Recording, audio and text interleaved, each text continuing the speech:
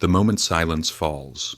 As you read these lines, we stand at the edge of one of history's greatest economic chasms, and most of us aren't even aware of it. It was like this in 1929 too. While people on the streets were celebrating stock market records, the system was quietly cracking. Now, nearly 100 years later, we hear the same cracking sounds, but this time no one is listening. A tale of two lines. Before you lie, two lines. For 30 years they walked together, danced together, complimented each other, but now for the first time they're breaking apart. The blue line, it shows people's confidence in the stock market, and right now it's at a 30-year peak, even higher than the infamous madness of the 2000s. Remember those days? People were mortgaging their homes to invest in tech stocks. Everyone was going to get rich. Everyone. The white line tells a different story. A survey by the University of Michigan. They ask people about their own economic future. And the answer? As dark as the 2008 crisis. People feel so hopeless about their own lives, as if there's no tomorrow. Think about this for a moment. In one hand, stock market euphoria, in the other, existential anxiety. On one side, the glitter of Wall Street, on the other, the darkness of Main Street. This isn't just a statistic, this is a warning, an SOS signal from the depths of the system, the lost years, the death of expectations. From the 1960s to 2008, there was a rule in America. It was simple. Every year, people's real income grew by an average of 2.8%, even after accounting for inflation. This wasn't just a number, it was a promise, a guarantee. Tomorrow would be better than today. Your children would live more comfortably than you. The American dream was built on these numbers. Then something broke. After 2008, this line veered off course. Let's say there was a person in 1999, looking at historical data, calculating. I'll earn this much in 2019, they thought. But when 2019 came, the numbers didn't add up. Expectations fell flat. Worse still, this gap continued to widen. Post-pandemic, the same story repeated once again. In 2015, someone imagined 2025, made calculations, built plans. Now it's 2026 and those dreams still haven't materialized. But something did materialize, the stock market. Since 2010, people's real incomes have risen by only 50%. In the same period, the S&P 500, nearly 300% despite inflation. On one side, disappointments, on the other, gains exceeding expectations. But whose pockets are these gains in? That's the real question. Reset day, everyone knows. This game can't last forever. The financial economy and the real economy can't diverge from each other indefinitely. One day there will be a reckoning. Some say this reckoning will be violent. Asset prices will collapse. Markets will bleed. Others expect a quieter scenario. Perhaps incomes will rise. Perhaps assets will wait. But everyone agrees on one thing. The Great Reset is approaching. The death of savings, the rise of profits. In the 1980s, Americans saved an average of 13% of their income. Today, that rate is 4%. Add corporate profit margins to the same graph. While the average American savings declined, corporate profits climbed. This is not a coincidence. This is a transfer. Corporate profits go to shareholders. And shareholders don't behave like wage earners. They don't spend what they earn. They reinvest. Into stocks, gold, Bitcoin, real estate. We see the results everywhere. Home prices at record levels. Gold hitting new peaks every day. Bitcoin at historic highs and now accepted as a serious financial asset. All of this has been fueled by a backdrop of record corporate profitability. Inherently, there's nothing wrong with this process. It's a natural extension of how the financial system works. The real problem begins when this dynamic filters through to housing. The price of home. For 60 years, the average price of a home in America was roughly 4 times annual household income. It was a simple balance. Since the late 1990s, this ratio has risen to 7, meaning homes have become twice as unaffordable. Now think, housing is the largest component of the inflation basket. If a larger portion of your income goes to housing, what's left? No room for savings. No money to invest in stocks, gold, Bitcoin. What does this mean in practice?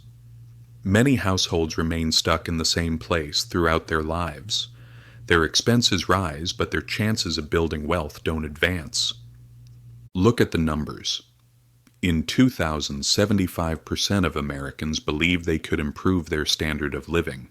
In 2010, that dropped to 50%. Today, 25%. 25 years, just 25 years. And hope lost 3/4 of itself. The ghost of the 1920s. Today, wealth inequality in America is at levels unseen since the 1920s. The wealthiest 0.1% of the population owns a massive share of the wealth. The reset people are looking for is exactly this: a return of wealth inequality to 1960s levels, just like when the chasm of the early 1900s reversed and America entered its most prosperous period. A strong middle class, a balanced society. When you overlay the S&P 500 index on this chart, you see something interesting. The 1929 peak in wealth inequality perfectly coincides with the stock market peak. Back then, rising asset prices, especially stocks and housing, were fueling wealth inequality. The 1929 to 1940 crash marked the moment this trend began to reverse. This didn't happen by itself. A trigger was needed. A catalyst that forced the great economic reset. The tax weapon removed the S&P 500 from the graph. Replace it with the corporate tax rate. In the 1910s, the top marginal corporate tax rate was 0%. Over the next few decades, this rate was pushed to nearly 40%. There are many theories debating the causes of the Great Depression, but rising corporate taxes were most likely one of the main forces that triggered it. It was economically painful. It squeezed corporate profits. It pulled asset prices down.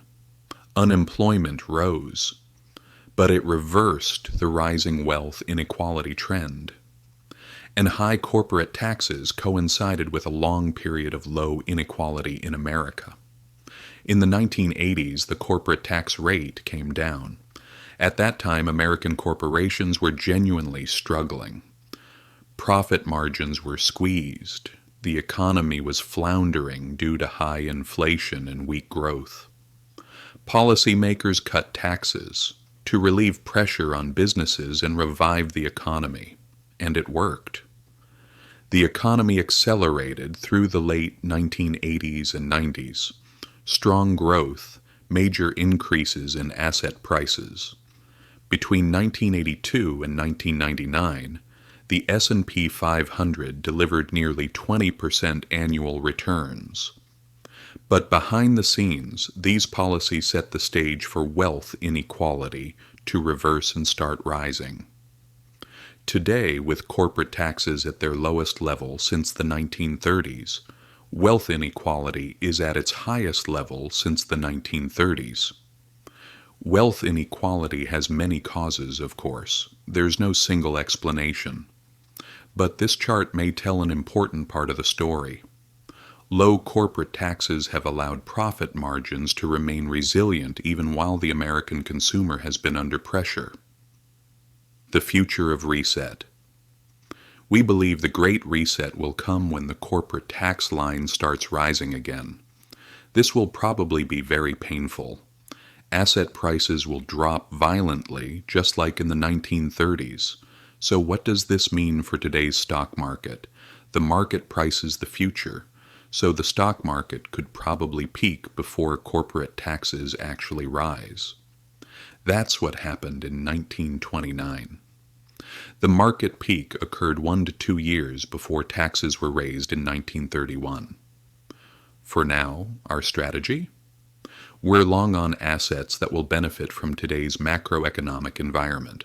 Stocks, gold, crypto. These are assets experiencing extreme inflows.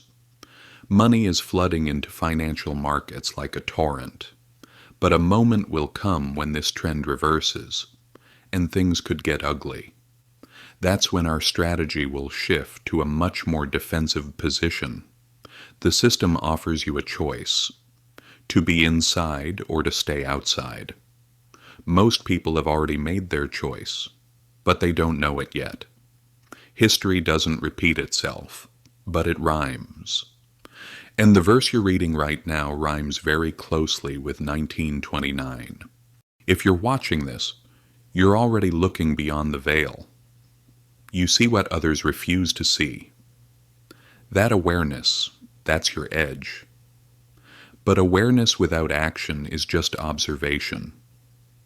If this video resonated with you, if you felt that chill down your spine when the lines diverged, then don't let this moment pass in silence. Hit that like button, not for the algorithm, but as a reminder to yourself that you were here, that you understood, that you saw the crack before the collapse. Subscribe, because what comes next will define the next decade of your financial life. And leave a comment below.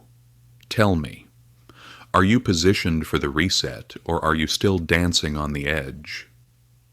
The system doesn't announce its breaking points. It just breaks. Don't be on the wrong side when it does.